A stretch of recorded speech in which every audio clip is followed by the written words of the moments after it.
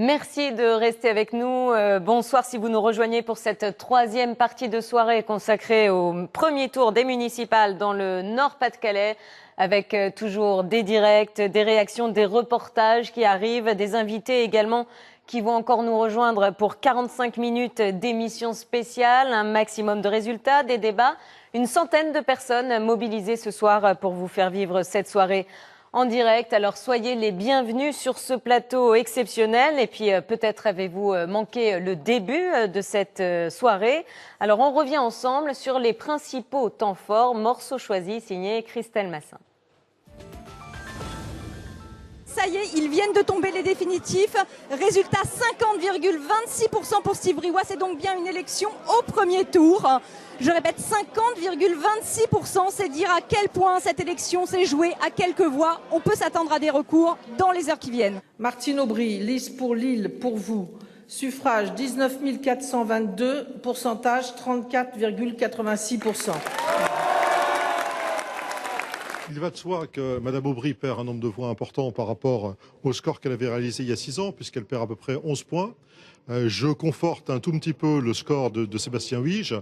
Et puis le problème, c'est effectivement la montée des extrêmes. C'est beaucoup d'émotions et je tiens d'ailleurs à saluer, à remercier les habitants d'Hénin-Beaumont qui ont décidé de mettre un terme au règne des socialistes dans cette commune. Donc merci à eux pour leur vision et pour cette victoire. C'est une grande belle victoire et je l'en félicite. Je félicite tous les colistiers, tous les militants qui se sont battus pour obtenir ce spectaculaire résultat. Frédéric Cuvillier, est-ce que c'est l'impopularité de votre gouvernement qui vous a défavorisé ? Merci de continuer cette campagne de presse qui, nul doute, a influencé les électeurs. Oui. Aujourd'hui, M. Delannoy, 61% des Tourquenois, alors qu'il est maire sortant, votent contre lui. Il devrait plutôt présenter ses excuses aujourd'hui, plutôt que de présenter sa mobilisation pour le second tour. Frédéric Le Turc est réélu ce soir très largement, vous allez le voir, devant ses concurrents, avec 56,51% des suffrages. On est très content, on est très heureux. Merci beaucoup. Une petite signature, s'il vous plaît.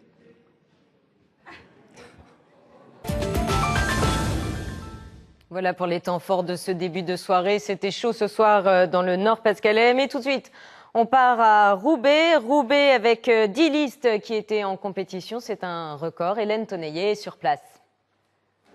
Vous l'avez dit, la surprise ici à Roubaix, c'est l'arrivée en tête du candidat de droite, Guillaume Delbarre, avec 21,26% des voix.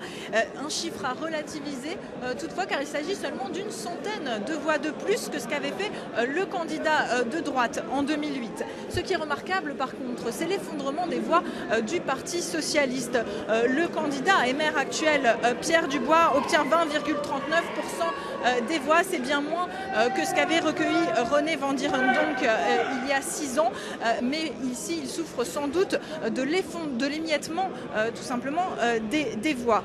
Alors avec 19,31% des suffrages, le FN lui double quasiment son nombre d'électeurs. Pour l'heure, on ignore encore s'il y aura une triangulaire ou une quadrangulaire ici à Roubaix, puisque le candidat arrivé 4e avec 10,12% des voix, André Renard, ancien membre du conseil municipal et dissident du Parti socialiste, peut se maintenir et il ne l'exclut pas. Merci Hélène. Guillaume Delbarre donc en tête à Roubaix, c'est le candidat de l'UMP. On écoute tout de suite la réaction du maire sortant, Pierre Dubois. Il y a un contexte sur lequel les gens souffrent par rapport à l'emploi, par rapport au logement et le traduisent dans des choix municipaux. À Roubaix, nous avons eu en plus à gérer des listes de divisions nombreuses.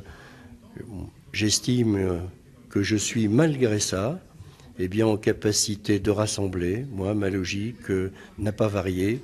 Je veux rassembler des gens de gauche, des gens de la société civile, comme j'ai pu aussi rassembler dans ma liste un certain nombre de compétences venant de tout horizon. Donc ma conviction n'en est que renforcée. Voilà, c'était le maire sortant de Roubaix, Pierre Dubois. Et justement, on a reçu entre-temps la réaction de Guillaume Delbarre, le candidat de l'UMP à Roubaix. La première réaction, c'est de la satisfaction, puisque nous sommes en tête. Nous sommes la première force politique roubaisienne.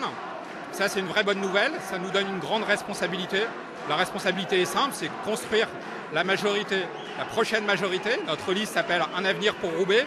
C'est à nous de construire ça pendant la semaine qui vient, résolument. Moi, j'ai toujours dit que le maire d'une ville, c'était le maire de tous les habitants, pas le représentant d'un parti politique.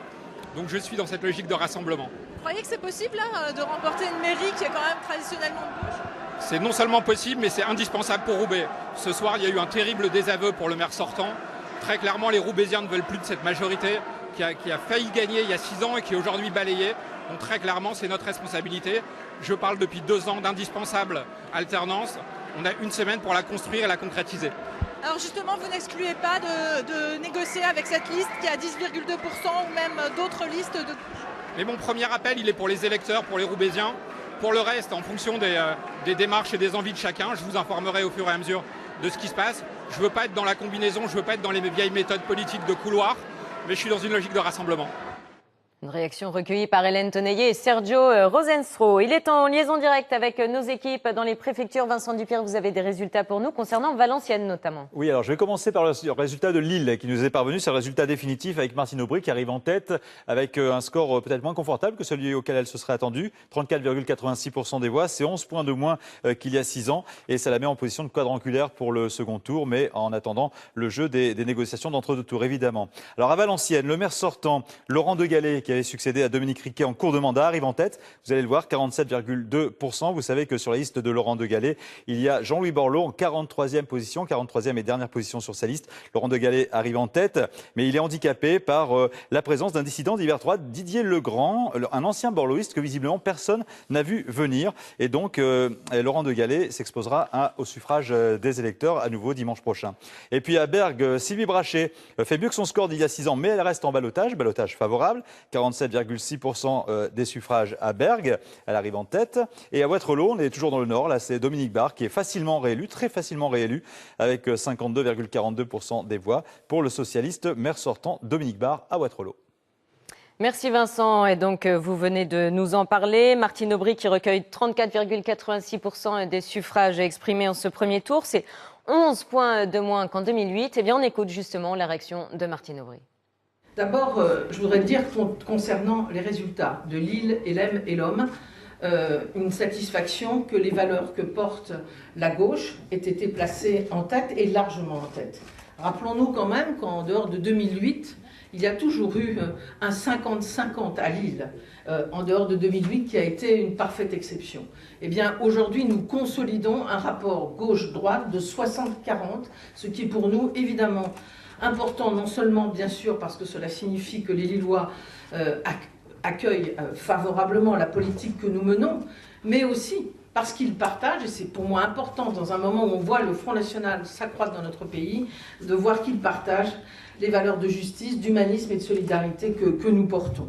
Je note par ailleurs que la droite fait un score similaire à 2008 et à 2001, et avec 22%, montrant que la campagne du candidat de l'UMP, qui n'a cessé de dénigrer notre ville, comme s'il n'avait bien sûr aucune passion pour elle, mais surtout comme s'il n'aimait pas notre ville, les Lillois et les Lilloises. Eh bien, ce dénigrement permanent, associé à une absence totale de propositions, eh bien, n'a pas eu l'effet escompté, c'est le moins qu'on puisse dire. Et décidément, la droite a du mal avec notre ville. Voilà pour la réaction de Martine Aubry. Autre réaction, celle du maire sortant de Valenciennes, Laurent De Gallet, de l'UDI, qui obtient donc ce soir 47,20% des suffrages exprimés. On l'écoute. On est quand même passé pas très loin de l'exploit. Voilà, globalement, on constate quand même une participation assez faible. Très clairement, on voit une gauche qui s'effondre, là aussi très clairement. Et puis le poids du dissident dans le score final, hein, très clairement, avec 19%. C'est clairement ça la grande surprise ce soir à Valenciennes, c'est le score de Didier Legrand. Oui, avec 19%, effectivement, on se retrouve dans un cas de figure qui devrait, je pense, nous amener une quadrangulaire la semaine prochaine. Je crois que j'aurais jamais eu autant d'élus au conseil municipal la semaine prochaine. Attendez, c'est un rêve quand même. 20% devant la majorité des partis politiques, devant une liste qui était soi-disant incontournable, avec un député, une sénatrice, un député européen, un conseiller régional, tenant l'agglo, tenant la ville. Je pense que 20%, oui, c'était un rêve qu'on a atteint. Voilà, un maire élu ou plutôt réélu dès ce soir, dès ce premier tour. Il s'agit d'Alain Bocquet, donc le maire sortant PC de Saint-Amand-les-Eaux, réélu ce soir avec 75,78% des suffrages exprimés. Voilà, Alain Bocquet, un 4e mandat. Vous êtes, j'imagine, un homme heureux ce soir. Je suis satisfait effectivement du soutien qui m'a été apporté par la population amandinoise. Près de 76%, c'est quand même un score assez important, qui montre un soutien et un accord avec la politique que, avec mon équipe, je mène depuis quelques années. Alain Bocquet, bonsoir. Oui, bonsoir. En regardant autour de votre commune, parce que bon, vous êtes réélu à Saint-Amand, c'est pas franchement une surprise, même si votre niveau est quasi le même que celui de 2008, ça c'est peut-être déjà plus surprenant, ce qui veut dire que vous résistez bien par rapport à d'autres maires de gauche. Quand vous regardez autour de vous dans le Valenciennois, le Parti communiste perd quelques villes, en même temps, à côté de ça, il se maintient plutôt bien ailleurs, et on pense entre autres à Valenciennes. Qu'est-ce que ça vous inspire? Êtes-vous surpris? Je suis pas surpris. Je sais que dans une élection municipale, il y a des facteurs politiques nationaux et puis il y a aussi le rôle joué par les hommes politiques et en particulier mes amis communistes sur le terrain dans les villes qu'ils gèrent. Voilà. Après, donc, il y a des facteurs locaux qui interviennent forcément. Donc, on ne peut pas faire une analyse globalisante des résultats. Je me félicite du bon résultat de mon ami Jean-Claude Dulieu, par exemple, à Valenciennes. Quand même, c'est pas simple dans une ville importante comme celle-là. Passe devant le candidat socialiste, oui. Oui, mais et devant le FN aussi. Donc, c'est quand même un résultat remarquable. C'est un homme de terrain qui travaille depuis très longtemps au service de sa population. Voilà. Alain Bocquet, on vous a toujours entendu dire que la prime au sortant pesait 5 à 6%, bon, qu'elle pesait, sauf que là, le Parti communiste, depuis pratiquement 2 ans, s'oppose plutôt vivement, c'est le moins qu'on puisse dire, au gouvernement. Est-ce que ça a pu jouer dans le maintien des scores de vos maires sortants ou de vos candidats? Je pense que ça pèse pour peu, hein, parce que l'élection municipale, elle a quand même beaucoup de raisons locales qui motivent les électrices et les électeurs. Ensuite, effectivement, il y a une part de facteurs nationaux, mais tous les sondages d'opinion ont montré que c'était quand même relatif, et ça varie selon l'importance des villes. À mon sens, ça a plus de poids, les questions nationales, dans les très grandes villes que dans des communes un peu moyennes, petites, voire toutes petites. Et en 10 secondes, est-ce que c'est votre dernier mandat? Mais ça, seul Dieu et Marx le diront. Merci, merci à vous. Et puis justement, un autre communiste est en direct avec nous, Jacky Hénin, depuis nos locaux de Boulogne-sur-Mer. Jacky Hénin, bonsoir. Vous recherchez à reconquérir Calais, perdu en 2008. Ce soir, une surprise, vous êtes en 2e position. Jacky Hénin, vous avez obtenu 22,06% des suffrages exprimés. La maire sortante UMP, Natacha Bouchard, est à 39,04% et le candidat socialiste, M. Capet, à 19,7%. Donc vous êtes 2e. J'imagine que c'est une satisfaction pour vous ce soir, Jacky Hénin. Écoutez, c'est un très bon résultat. C'est une très belle annonce qui renforce l'idée même du rassemblement que nous défendons depuis maintenant des mois et des mois. Bonsoir Jacky Hénin. La gauche à Calais a connu de nombreux troubles par le passé. Est-ce que cette fois-ci, pour une fusion, je suppose au second tour, les choses vont bien se passer avec vos partenaires socialistes? Écoutez, je ne sais pas comment les choses vont se passer. Mais si vous voulez que je vous dise que Jacky Hénin et ceux qui sont autour de lui vont créer toutes les conditions pour que le rassemblement le plus large se fasse, alors je vous le dis, nous allons créer le rassemblement le plus large possible pour faire en sorte que Calais, cette ville de contre-tendance, et c'est aujourd'hui encore une contre-tendance, redevienne une ville de gauche. Avec un Front National à près de 13, vous avez intérêt à vous entendre et vous allez tout faire pour y arriver? Oui, mais le Front National n'est pas seulement le seul élément de cette élection. Parce que rappelez-vous quand même, en 2008, c'est quand même le Front National qui a fait Natacha Bouchard à Rennes. Le Front National est aujourd'hui à 13%, il va se maintenir. Merci Jacky Hénin. Merci Jacky Hénin. Et je rappelle que le Front National a obtenu 12,58% des suffrages exprimés ce soir à l'issue de ce premier tour à Calais. Vincent Dupire, vous avez encore des chiffres pour nous ? Il avait été élu au premier tour il y a 6 ans. Jean-François Caron à Loos-en-Gohelle n'avait cette fois pas d'opposant et donc automatiquement, avec 100% des voix, il repart pour un nouveau mandat à Loos-en-Gohelle dans le Pas-de-Calais. Brouet-la-Bissière, c'est le socialiste Alain Vacheux qui avait été élu, très largement élu, 73% des voix il y a 6 ans. Cette fois, il est en ballottage, 49,5% des suffrages, avec un Front National derrière, 36,84% des voix, incarné par Maryvonne Clerget. Puis à Sangatte, je vais découvrir le score du maire sortant réélu ce soir à Sangatte avec 65,34% des voix. Monsieur Allemand, le dit vert gauche, réélu donc à Sangatte. Et puis à Avion, c'est le Parti communiste, le représentant du Parti communiste Jean-Marc Tellier, qui n'avait aucun opposant et qui est réélu ce soir automatiquement avec 100% des voix. Merci Vincent, et de nombreux invités nous ont retrouvés à présent pour un nouveau débat. Véronique Marchand. Oui, et c'est un débat portant sur le Pas-de-Calais spécifiquement, puisqu'autour de la table, avec nous sur le plateau, monsieur Rapneau, qui est le secrétaire fédéral de l'UMP du Pas-de-Calais, Hervé Poly, qui a les mêmes fonctions pour le Parti communiste dans le Pas-de-Calais, Vincent Léna pour le PS, qui est l'un des 4 mousquetaires, si j'ose dire, du PS, puisque la Fédération socialiste est toujours sous tutelle, donc ils sont 4 pour s'en occuper, et Vincent Desnains, qui, lui, est le porte-parole d'Europe Écologie, les Verts régional. Messieurs, 10 secondes, petit tour de table. On regarde le Pas-de-Calais. Je vous demande évidemment ce qui vous frappe en premier. Monsieur Rapneau. Ce qui me frappe en premier, c'est vraisemblablement, à l'évidence, une claque pour la gauche. Une vraie claque quand on voit les résultats dans le Pas-de-Calais comme dans le Nord. Vous savez, je pense qu'ils se sont complètement trompés de campagne et voilà le résultat. Vous ne dites pas donc l'élection au premier tour de Steve Briouat et Hénin Beaumont, c'est peut-être ce que vous allez dire, vous, Hervé Poly? Je veux dire 2 choses. Oui, le Front National a Hénin Beaumont, sa victoire. Deuxième chose, c'est que le Parti communiste résiste malgré cette situation très complexe dans un bassin minier en difficulté, et puis des possibilités de reconquête à Calais. Vincent Léna, une claque pour la gauche, a dit Philippe Rapneau. Certes, le Parti socialiste perd des villes dans le Pas-de-Calais aussi. Oui.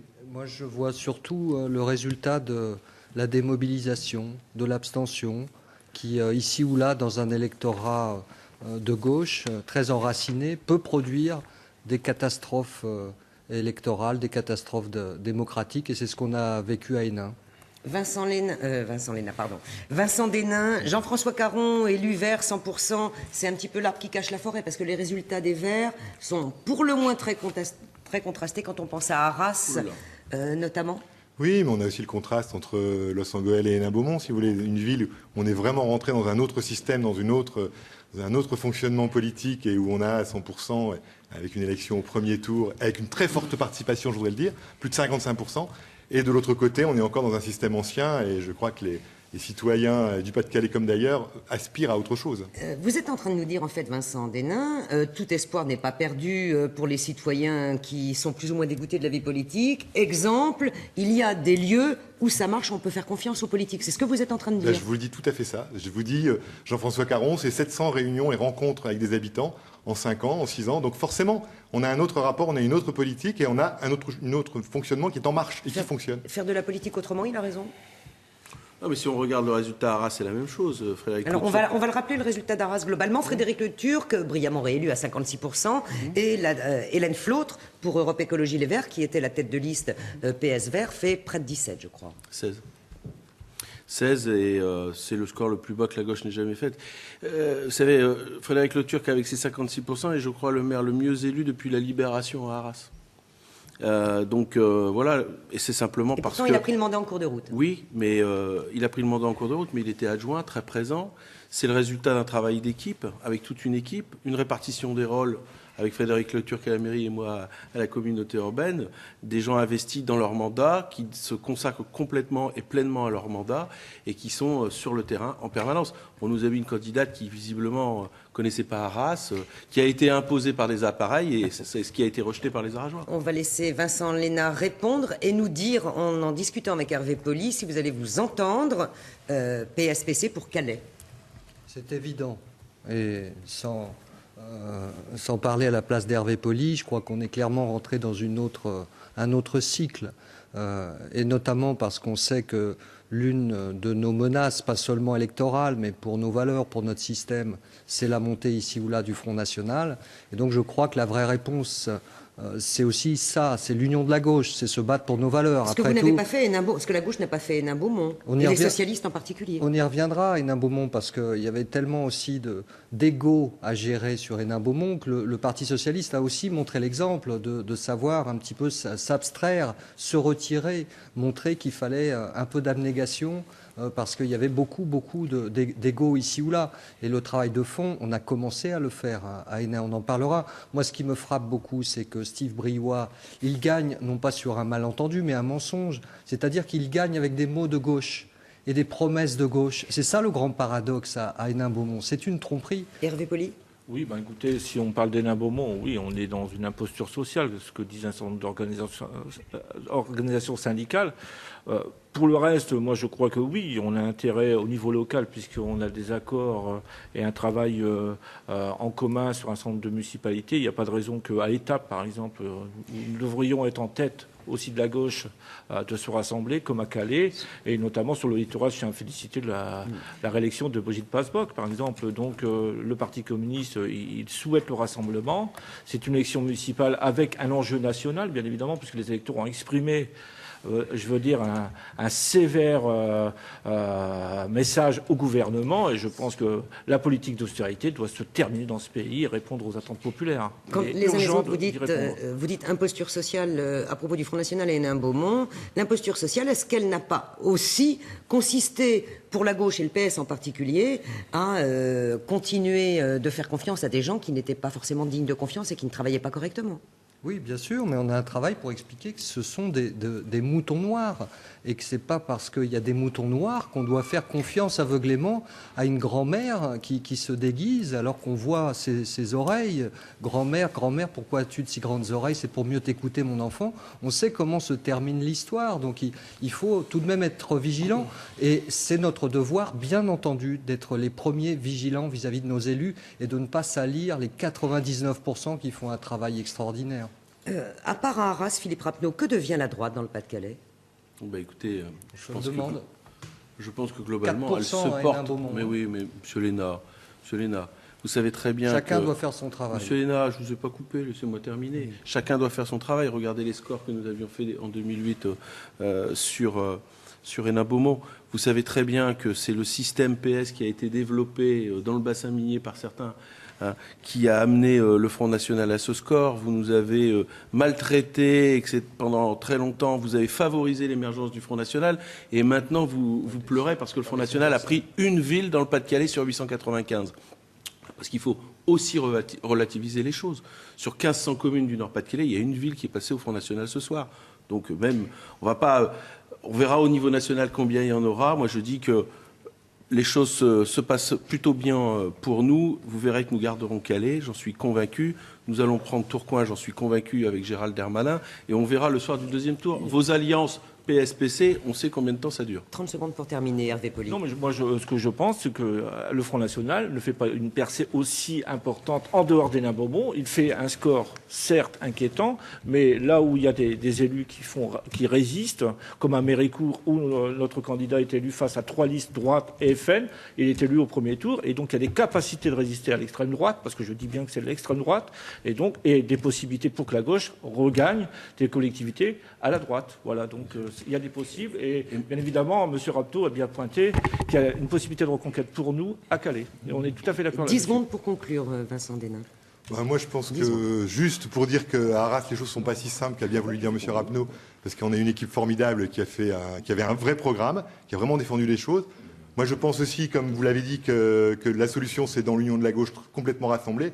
Je regrette que sur Arras, elle soit arrivée si tard, qu'il n'y ait pas eu une évidence plus tôt, qui aurait permis ce soir d'avoir un score bien meilleur.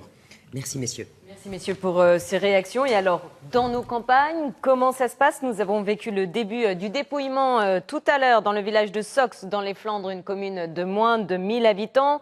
Le panachage y est donc encore autorisé. 2 listes en présence, Jean-Louis Manant et Benoît Bignicourt, y sont toujours. Eh bien, on se retrouve dans la salle du conseil municipal de Sox. Il est 21h30, 3h30 de dépouillement, donc qui aboutit ces 3h30 à la réélection du maire sortant de Sox, Christian Ley. Christian Ley, pourquoi ça a été si long? Il y a plein de grandes villes en France, on connaît déjà le résultat, et à Sox, il a fallu attendre 21h30. C'est d'abord le système des petits bâtons. J'en ai par-dessus la tête. C'était si simple de faire un bâton par liste et additionner le nombre de bâtons et multiplier par le nombre de personnes, les 15 candidats. La sous-préfecture n'a pas voulu. Donc là, on compte chaque nom, parce qu'évidemment, il y a du panachage, voilà. Il y a des noms qu'on retrouve sur un bulletin, sur l'autre bulletin. Mais on avait quand même à peu près, j'estime que ça a vu de nez, 60% de bulletins complets, quoi. Facilement 60% de bulletins complets. Alors ce qui est curieux, c'est aussi la proclamation des résultats. On ne vous dit pas la liste X, elle a eu tant de pourcents, et la liste Y, elle a eu tant d'autres pourcents. On vous donne finalement des noms, hein, monsieur le maire, et chaque nom correspond à un nombre de voix. Et après, c'est à vous de faire vos calculs pour dire telle liste, elle a gagné les élections ou pas. Exactement. Exactement, c'est ce que je reprochais, c'est d'avoir le mélange des deux listes. Ça a été mis par ordre alphabétique au niveau de la préfecture, qu'on est obligé de respecter. Et donc évidemment c'est très très long. Donc on est à Sox ici et donc on peut vous annoncer que Christian Ley, 66 ans, agriculteur à la retraite, apolitique, repart pour un deuxième mandat. Merci Jean-Louis. Et alors la droite va-t-elle conserver la ville de Calais? Je vous rappelle les résultats pour Calais à l'issue de ce premier tour. La maire sortante UMP, Natacha Bouchard, obtient 39,04% des suffrages exprimés. Jackie Hénin pour le Front de gauche, 22,60%. Yann Capet pour le Parti socialiste, 19,7%. Et enfin, le Front national est à 12,55%. Alors, on a entendu la réaction de Jackie Hénin il y a quelques minutes. On écoute maintenant celle de la maire sortante, Natacha Bouchard. Globalement, moi je suis très contente de ce résultat puisqu'il est supérieur à celui de 2008. Donc, ce qui prouve qu'on a su rassembler et donc démontrer que le mandat de maire avait été bien assumé. Ensuite, il y a dans cette élection une nouveauté puisque c'est la première fois qu'il y a deux listes. Donc une liste PC et une liste PS et que le PC est arrivé en tête. Voilà pour Natacha Bouchard, la maire sortante. Autre réaction, donc celle de Yann Capet, le candidat socialiste, en troisième position à l'issue de ce premier tour. Écoutez. Je suis convaincu que la victoire reste possible. Les Calaisiens ont montré leur volonté, sans doute que, me concernant, ça n'était pas encore le moment. On attend encore les chiffres définitifs. Je reste un élu du Calaisis, mobilisé pour le Calaisis en tant que député, également en tant que conseiller régional. Donc je souhaite continuer, évidemment, de me battre à mon niveau pour ma ville. Voilà, c'était Yann Capet, candidat donc à Calais. Et on retourne tout de suite à Hénin-Beaumont et le siège du Front National, toujours sous le feu des projecteurs ce soir. Anne-Gaëlle Matowski, vous êtes en direct. Alors, est-ce que les tractations démarrent à Hénin-Beaumont? Eh bien, écoutez, oui, normalement, Steve Briouat devrait rencontrer Eugène Binès demain pour fixer la date du prochain conseil municipal qui le déclarera maire. Pour l'instant, Eugène Binès s'est déclaré concerné. Il n'a pas parlé de recours. Il semble accepter ce vote aujourd'hui.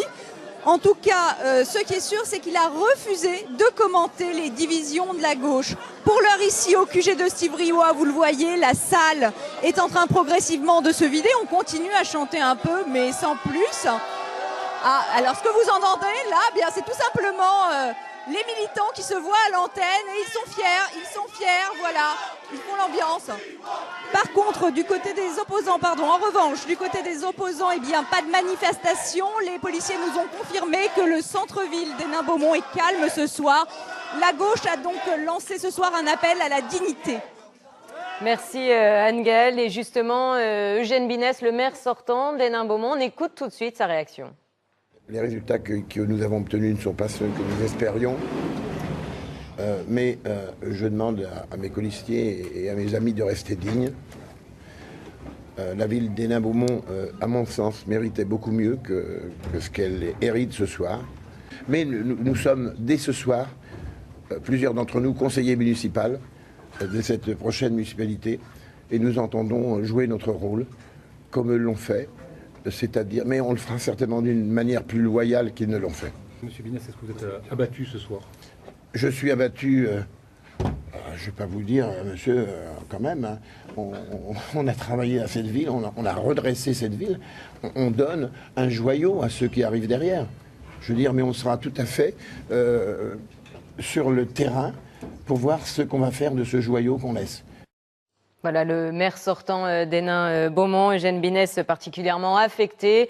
Il répondait aux questions de Myriam Schellcher et Jean-Marc Vasco. Allez, des résultats, on en attend encore, Vincent. Oui, avec Dunkerque, où on vous l'a dit en cours d'émission, le maire sortant, Michel Delebard, dévisse littéralement. Il avait été très largement élu au premier tour il y a 6 ans. Ce soir, il est en ballottage défavorable avec, vous allez le voir, 28,86% des voix. Derrière le centriste Patrick Vergrit, 36,05% des suffrages, avec un Front National en 3e position, 22,6% des voix recueillies ce soir. À Somain, c'est ici le communiste Jean-Claude Quenson qui se succède à lui-même. Il est réélu ce soir facilement, 56,48% des suffrages. Et puis à Wormhout, en revanche, c'est la droite qui reprend la ville à la gauche. C'est le divers droite Frédéric Devos qui est élu ce soir dès le premier tour avec 56,29%. Il succède au socialiste René Kerkhove, en tout cas à la gauche, puisque René Kerkhove ne se représentait pas, et que c'était le divers gauche Bernard Christian qui s'y était collé. Et à la Madeleine, ce soir, c'est l'UMP Sébastien Le Prêtre qui est élu dès le premier tour, très largement, 68,42% des suffrages. Voilà Vincent, et vous nous parliez à l'instant de Dunkerque. La réaction de Patrice Vergrit en tête justement à Dunkerque, l'ex-adjoint de Michel Delbard. Sa réaction vient de nous parvenir, on écoute. Une réaction forcément positive, nous sommes contents que les Dunkerquois nous aient placés aussi largement en tête au premier tour. Ça donne de l'espoir pour l'avenir, mais ce n'est pas terminé, Il y a un second tour et maintenant j'appelle au large rassemblement derrière notre candidature. C'est au second tour qu'il faut gagner, c'est très important, voilà, c'est l'avenir de Dunkerque. Voilà la joie de Patrice Vergrit. Et à présent, de nouveaux invités nous ont rejoints pour un débat consacré au Nord cette fois. Voilà, c'est ça, Virna. Je vous les présente rapidement. Valérie Létard, qui était jusqu'à présent la présidente de l'agglomération du Valenciennois, Valenciennes Agglo. Fabien Roussel, qui est le patron entre guillemets du PC du Nord, le maire sortant de Maubeuge, Rémi Pauvros, socialiste, qui va parler au nom des socialistes, Philippe Emery à Dunkerque, il était candidat à Dunkerque et il est aussi le patron du FN pour le littoral, FN Flandre, enfin littoral, et Éric Quiquet, qui représente les Verts, qui était candidat à Lille où vous avez fait un score d'un petit peu plus de 11%. Bonsoir à tous. On est dans le Nord, donc. Est-ce que vous estimez que ce qui se passe à Dunkerque est la surprise du Nord de ce premier tour? Valérie Létard. Eh bien, est-ce que c'est la surprise? Certainement, c'est une surprise. Est-ce que c'est la surprise? Je pense que ce qui a été... De ce premier tour, hein, bien sûr. De ce premier tour, c'est déjà l'impact et en tout cas... l'effondrement du Parti socialiste et de la gauche, puisque si je prends l'exemple du Valenciennois et de la ville de Valenciennes, c'est 20% de moins que lors des précédentes municipales. Et quand on regarde ce qui se passe à Dunkerque, là, je pense que c'est aussi peut-être l'espérance dans un nouveau projet politique et peut-être en un candidat qui, à un moment où les gens ont besoin de croire en un nouveau projet, eh bien, propose quelque chose de large, de rassembleur. Et peut-être que c'est ça aussi la nouveauté, peut-être qu'un élu qui arrive au bout d'un parcours et de l'espérance attendue. Fabien Roussel, votre surprise à vous, si ce n'est pas celle-là, pour le premier tour? Oui, une surprise sans en être une. Ça fait un moment quand même que l'on dit que le Parti socialiste et ses représentants risquent d'être malmenés lors de cette élection, et notamment dans les grandes villes où le poids des politiques nationales pèse plus. Bon, là, c'est vrai que c'est certainement une claque pour M. Delbard. Mais voilà, après, il y a peut-être le phénomène d'usure aussi qui peut jouer localement le concernant.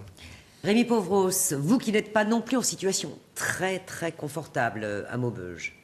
Oui, simplement, ce qui est très clair, c'est que le vote que nous avons eu ce soir est un vote politique. surtout dans les grandes villes. Et donc, voilà, le député... Vous voulez dire national? Le député que je suis entend bien le message. Il est clair, nous le dirons au gouvernement. Le gouvernement qui porte sur son dos tout ce qu'a fait Nicolas Sarkozy. Et il est sanctionné pour ça. Malheureusement, il faut tourner la page et il faut envoyer aux gens qui souffrent un message différent. C'est clair. Et ça, mais le maire que je suis dit, maintenant que vous avez exprimé ce mécontentement au premier tour, au deuxième, posez-vous la question à qui vous allez confier pour 6 ans votre mairie. Philippe Emery, vous le Dunkerquois, ce soir, vous jubilez peut-être? Parce que d'abord, vous avez fait aussi 20%. 22,5. 22,5. J'ai pas les résultats sous les yeux, là. Moi, je les ai en tête. J'imagine. Oui, bien sûr que je peux jubiler puisque je suis un opposant de toujours à Michel Delbard et qu'on voit aujourd'hui se profiler la fin d'un système. Pas forcément jubilé quand je vois le parcours de M. Vergrit. Il s'est annoncé sans étiquette. Maintenant, vous avez commencé ce débat en disant centriste. C'est donc un centriste tendance au bris. Je ne savais pas que ça existait, mais il y a donc des centristes tendance au bris. Enfin, tout le monde se souvient que Patrice Vergrit était quand même dans l'équipe de Michel Delbard. Donc voilà. Oui, hein. Non, mais je le dis parce que ça vient d'être dit. Me semble-t-il. Donc aujourd'hui, on a un deuxième socialiste. C'est donc Delbard en plus jeune qui se présente. Et donc, pour nous, la voie est tracée pour continuer à les combattre. On parlait de surprise, donc, pour le Nord. Quelle est celle que vous retenez, vous, Véronique Éric Marchand, Piquet? vous m'interrogez sur une surprise. Très concrètement, ce soir, l'abstention des électeurs de gauche et principalement l'abstention des électeurs socialistes n'est pas une surprise. On a depuis mai 2012 un gouvernement élu par une large majorité de gauche qui passe son temps à faire une politique de droite. Voilà. Et après, il ne faut pas s'étonner. Donc, j'ai une petite différence avec mon collègue maire de Maubeuge. Non, aujourd'hui, il y a une abstention qui est un refus d'une politique vraiment libérale. Le CICE, c'est un cadeau au patronat, c'est un cadeau... c'est de la politique de droite. Donc, il ne faut pas s'étonner que les électeurs de gauche n'y retrouvent pas leur petit et sanctionnent effectivement la gauche de gouvernement. Alors, dans ce marasme-là, malgré tout, à Lille, nous faisons plus de 11%. On a su mobiliser nos électeurs. Voilà, donc il faudrait aussi que le gouvernement en tienne compte maintenant. Mais je pense qu'il faut maintenant tenir compte effectivement de ce qui s'est passé ce soir. La forte poussée du Front National, doublée d'une forte abstention, doit maintenant nous obliger à infléchir la politique Justement, au niveau national. Éric Piquet, Madame et Messieurs, qu'est-ce que vous dites aux électeurs, puisqu'il y a quand même un tour dans une semaine, non pas en termes d'alliance électorale, etc. Mais qu'est-ce que vous leur dites pour qu'ils aient envie d'aller aux urnes? Et vous leur dites que vous allez faire quoi? Un maire et une équipe municipale dans le contexte que vous nous décrivez et qu'on connaît, à quelle marge de manœuvre? Valérie Létard. Il y a quelle marge de manœuvre? Je pense que, en tout cas pour les candidats qui se représentent à un mandat, ils ont déjà un bilan à défendre et à présenter. C'est le cas dans la commune où je suis candidate. C'est le cas dans nombre de communes qui ont été gagnées au premier tour de la famille que je représente, l'UDI, puisque tous mes collègues élus qui se sont représentés ont été réélus quasiment au premier tour. Ce que je veux dire, c'est que la première des choses, c'est avoir un projet clair, un projet rassembleur, un projet ouvert. Peut-être que Patrice Vergrit, c'est un peu ce qu'il a fait, c'est qu'il a montré qu'on pouvait avoir un projet de rassemblement. Ça pouvait être le cas à Valenciennes chez vous avec De Gallet, sauf que M. Legrand, il est sorti du bois et il fait un score un peu étonnant quand même. Mais M. Legrand a juste titre se présente. Mais M. Legrand s'est présenté contre Jean-Louis Borloo il y a des années, s'est présenté contre moi sénatorial. C'est un habituel du genre. Il y en a dans toutes les campagnes. On fait quand même 47,7% avec 6 listes, dont 4 à droite. Donc bon, avec une quadrangulaire, on n'est pas trop inquiet. Fabien Roussel, on dit quoi aux électeurs pour dimanche prochain? Au premier tour, on choisit le meilleur candidat, qui est le plus proche de ses idées. Au second tour, on se rassemble ou on élimine. Et donc maintenant, dans les seconds tours, j'espère que la gauche saura se rassembler, notamment dans les grandes villes. Il y a quand même des enjeux forts dans les 6 ans qui viennent. Les collectivités risquent de perdre des dotations. Elles vont devoir faire plus, répondre aux besoins qui s'expriment. La crise pèse sur les familles. Et donc on va avoir besoin d'élus qui vont savoir se battre, défendre leur ville, leur population vis-à-vis des différentes collectivités, du gouvernement notamment. Rémi Pauvros, Par rapport à ce que venait de dire Fabien Roussel, le PS n'a pas été tendre avec le PC dans le Valenciennois. Ça, vous pouvez le dire, ça, je le confirme. Oui, enfin, cela dit... celui qui vous parle a fait alliance dès le premier tour dans la clarté avec la gauche. C'est pas nouveau, c'est depuis 2001. Donc j'ai sur ce plan une position extrêmement claire. Il faut là, en particulier, je dis aussi à mon collègue Quiquet, en particulier par rapport au deuxième tour et de la situation, quelles que soient nos approches, là, dire bon, on se rassemble et on y va. Il faut y aller parce qu'il faut pouvoir dire aux électeurs, au deuxième tour, vous avez effectivement un choix dans la clarté. Je rappelle que nous avons des situations extrêmement difficiles. Je rappelle que dans la Valenciennois, il y a un taux de chômage plus important que dans la Vénois et que donc personne ne peut donner de leçons à personne sur ce plan-là et que c'est difficile. On est dans une région qui souffre et dans ces conditions-là, effectivement, il faut envoyer un message très clair au gouvernement, mais en même temps, il faut savoir à qui on va confier les clés de la maison pour les 6 ans à venir. J'insiste sur ce plan-là. C'est ça l'enjeu du deuxième tour. Philippe Emery, à quoi vont servir vos voix au second tour à Dunkerque? Elles vont servir à amplifier la dynamique du premier tour et partout dans le Nord, partout dans toute cette région, nous allons amplifier la dynamique du premier tour puisque, je dirais quelque part, Steve Briouat nous a montré la voie et rentrer des élus, c'est demain pour conquérir des mairies. Merci à vous, messieurs. Lui aussi a été élu dès ce premier tour de scrutin ce soir. Daniel Fasquelle, maire du Touquet, il est avec nous depuis nos locaux de Boulogne-sur-Mer. Daniel Fasquelle, bonsoir. Donc vous êtes élu ce soir avec 55,91% des suffrages exprimés. En 2008, vous aviez obtenu 66%. C'est un petit peu moins quand même. Comment vous expliquez cela ? C'est un très beau score. Moi, je suis très très heureux de ces 56%.